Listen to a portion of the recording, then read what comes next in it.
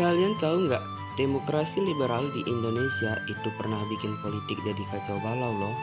Sebelumnya perkenalkan, nama saya Arif Sanjaya dari kelas 12-2. Pada video ini saya akan menjelaskan singkat tentang demokrasi liberal di Indonesia. Fokus kita kali ini kepada Kabinet Ali Sastroami Djojo I. Sistem parlementer adalah di mana parlemen atau DPR memiliki kekuasaan yang sangat besar dalam pemerintahan. Dalam sistem ini, Perdana Menteri memegang kekuasaan tertinggi dalam pemerintahan. Presiden hanya sebagai simbol negara dan tidak banyak berperan dalam keputusan publik. Pada tahun 1950, bentuk negara Indonesia berubah dari Republik Indonesia Serikat ke Negara Kesatuan Republik Indonesia seperti yang kita kenal pada saat sekarang.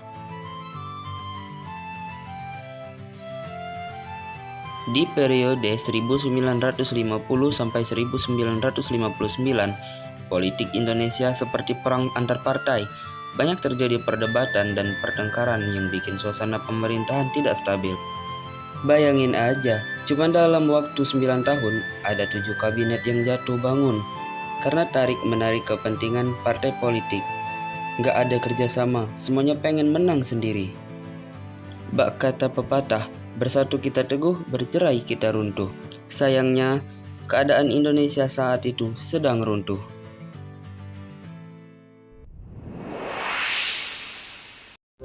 Akibatnya, kabinet jadi jatuh satu persatu, seperti permainan domino, ganti perdana menteri, ganti kabinet, ganti kebijakan.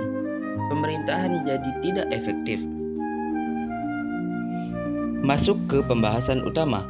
Salah satu kabinet yang paling menonjol pada masa demokrasi liberal adalah Kabinet Ali Sastroami Djojo I yang menjabat dari tahun 1953 sampai 1955. Kabinet ini punya tujuan utama, memperbaiki ekonomi, memperkuat posisi Indonesia di dunia internasional, dan mengurangi campur tangan politik asing.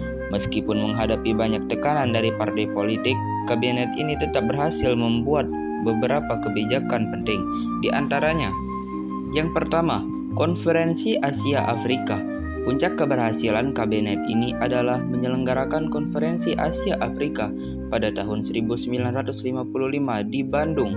Konferensi ini membuat Indonesia dikenal sebagai negara pelopor kedamaian. Kedua, pemilu pertama di Indonesia.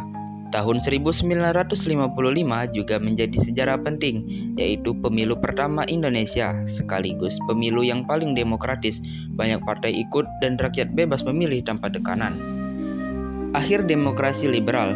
Meski punya prestasi, demokrasi liberal berakhir pada tahun 1959 saat Presiden Soekarno mengeluarkan dekret Presiden 5 Juli 1959 dan mengganti sistem parlementer menjadi demokrasi terpimpin.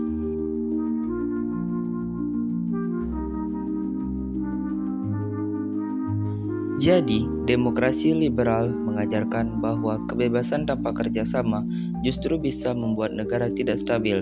Sekian dari saya, terima kasih sudah menonton.